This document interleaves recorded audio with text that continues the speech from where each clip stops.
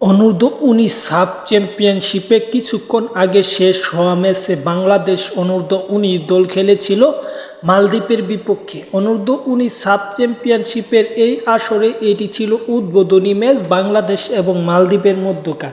এই ম্যাচের প্রথমেই 21 মিনিটে এগিয়ে যায় বাংলাদেশ। পরবর্তীতে এই ম্যাচে বাংলাদেশ এগিয়ে গেলেও ম্যাচটি নিজেদের করে নিতে পারেনি। দুই দলের একের পর এক আক্রমণের মাধ্যমে বাংলাদেশ এবং মালদ্বীপ দুই দলই অত্যন্ত সুন্দর খেলেছে। খেলাটা আমি দেখেছি এবং এই ম্যাচটিতে কেউ কাউকে ছেড়ে কথা বলেনি। বাংলাদেশের হয়তো সুযোগ ছিল আরও কয়েকটা গোল করা, কিন্তু করতে পারেনি। মালদ্বীপও ব্যতিক্রম নয়, মালদ্বীপও হয়তো আরও দুই একটা গোল করতে পারতো, এমন সুযোগ ছিল কিন্তু করতে পারেনি।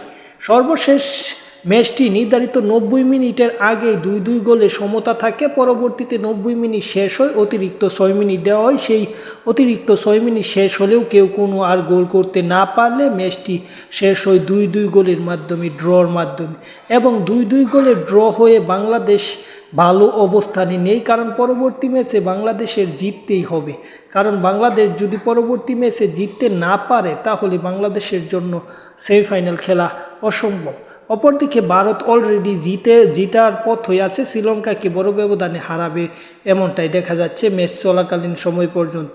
বাংলাদেশের জন্য যা করতে হবে, ভুটানকে হারাতে হবে এবং বড় ব্যবধানে হারাতে হবে এমনটা, বা গ্রুপ চ্যাম্পিয়নশিপ মানে চ্যাম্পিয়ন হওয়ার জন্য ভারতের বিপক্ষে যাতে সেমিফাইনালে খেলতে না হয়, সেজন্য গ্রুপ চ্যাম্পিয়ন হওয়া বাংলাদেশের জন্য দরকার। যাই হোক, খেলাধুলার আপডেট এবং সাফের আপডেট পেতে এই চ্যানেলটি সাবস্ক্রাইব করে পাশে থাকুন। ধন্যবাদ সকলকে।